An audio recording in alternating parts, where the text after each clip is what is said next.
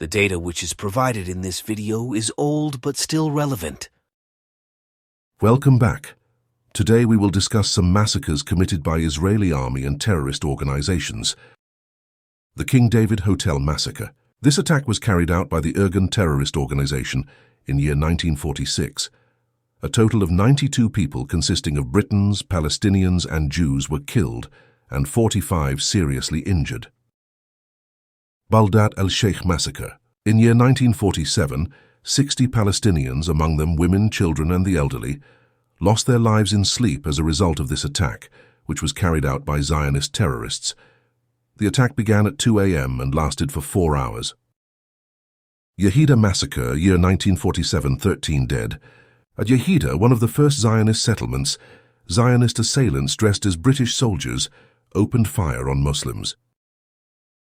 Kaisus Massacre, year 1947, 10 dead. 2 cars full of Haganah terrorists entered the village of Kisas on the Lebanese border and opened fire on everyone who crossed their paths. Gaza Massacre. In year 1947, 5 children lost their lives in this episode, in which Jewish terrorists attacked a house randomly. The Semiramis Hotel Massacre, year 1948, 19 dead. In an operation aimed at making the Palestinians uneasy and forcing them out of Jerusalem, a group of Jewish terrorists directed by Israel's first president, David Ben-Gurion, blew up the hotel.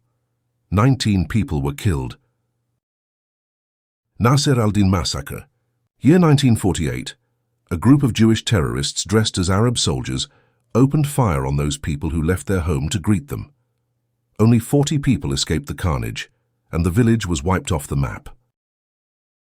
The Tantura Massacre, year 1948.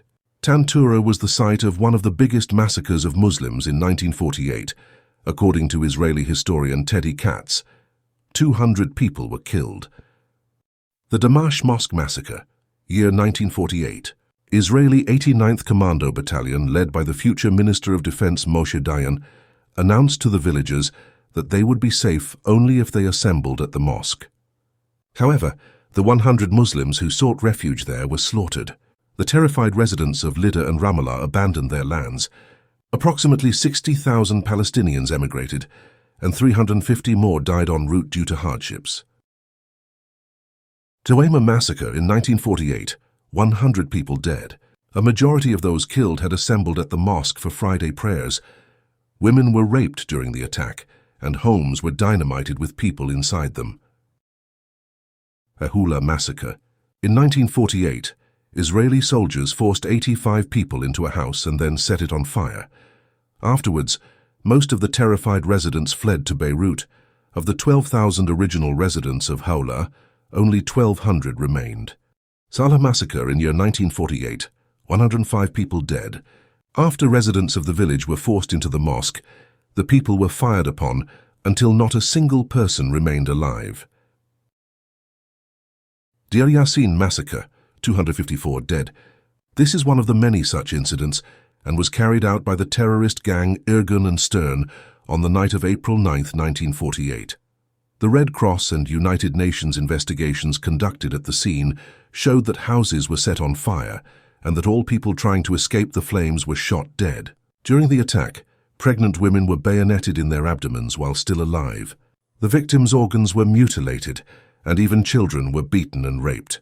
Throughout the Deir Yassin massacre, 52 children were maimed under the eyes of their own mothers, and then they were slain and their heads cut off. More than 60 women were killed, and their bodies mutilated. An eyewitness related the incident of a soldier grabbing her sister, who was 9 months pregnant, pointed a gun at her neck, emptied its bullets into her body, took a knife, ripped open her stomach, and took out the slaughtered child. Not satisfied with just the massacre, the terrorists then rounded up all the women and girls who remained alive, removed all their clothes, put them in open cars, driving then naked through the streets of the Jewish section of Jerusalem. During the course of the attack, most of the girls had been raped before their execution, and the boys' genitals had been cut off. The Deir Yassin massacre was carried out under the direct leadership of Menachem Begin, the future Prime Minister of Israel. Begin describe this inhuman operation in these words: the massacre was not only justified, but there would not have been a state of Israel without the victory at Deir Yassin. He was later awarded Nobel Prize for Peace. Israel proclaimed independence at 1 minute past midnight, May 15, 1948, one day before the slated British withdrawal, the job of assisting the Jews completed. 10 minutes later, United States of America announced its recognition of the State of Israel. Soviet Russia was next. This is how the State of Israel was created in the ocean of blood, with large-scale massacres, a striking resemblance of what happened when its first kingdom was laid more than 3,000 years ago. With the recognition of the State of Israel by the superpowers, Israel immediately began to flush out Palestinians in order to make room for fresh arrival of Jews and to gain absolute majority in the territories occupied so far. Another reign of terror was let loose on the Palestinians. More than 400 villages were wiped off the map during 1948-49. During this time, the number of Palestinians living in 500 cities, towns and villages dropped from 950,000 to 138,000 as a result of attacks and massacres. Some were killed, others were thrown out. The property left behind by the Palestinians was seized by the Jews and allotted to Jewish agencies for construction. At the site of Lifta, for example, now stands the Israel Knesset and the new Hilton Hotel.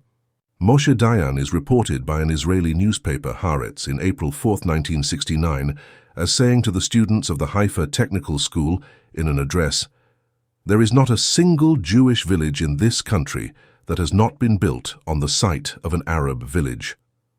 In 1948, several thousand fully furnished private houses were forcibly taken over by the Israelis, although the Palestinian owners still hold the title deeds for these properties. In this way, the Jews occupied the properties of the Palestinians. Until 1947, Jewish land ownership in Palestine was 6%. By the time the State of Israel was formally established, it had sequestered 90% of the land.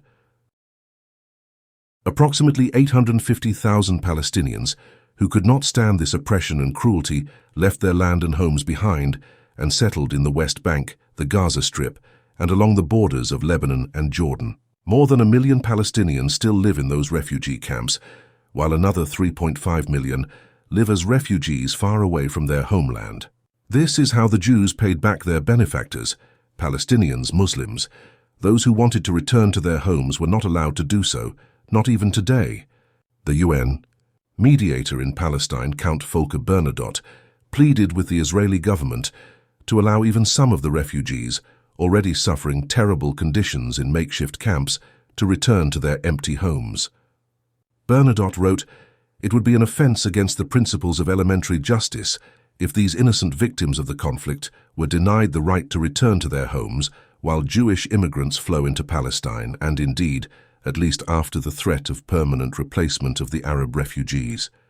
He was shortly afterward assassinated, on 17 September 1948, by the Stern Gang under the leadership of future Israeli Prime Minister Yitzhak Shamir, and discussion of the fate of the refugees was deferred indefinitely. Expelling the Palestinian population in time of war was one thing, not letting them return in time of peace quite another, especially since United Nations General Assembly Resolution 194 demanded so in December 1948 that the refugees wishing to return to their homes should be permitted to do so. It was not the brutality and horrors of war that haunted the departing refugees and nurtured their hatred, writes Meren Benvencity, but an abiding sense of injustice of their being barred from returning home. Dear viewers, this is not the end of the Jewish atrocities. They continue unabated even today. Some of them will be discussed in next video. Thank you.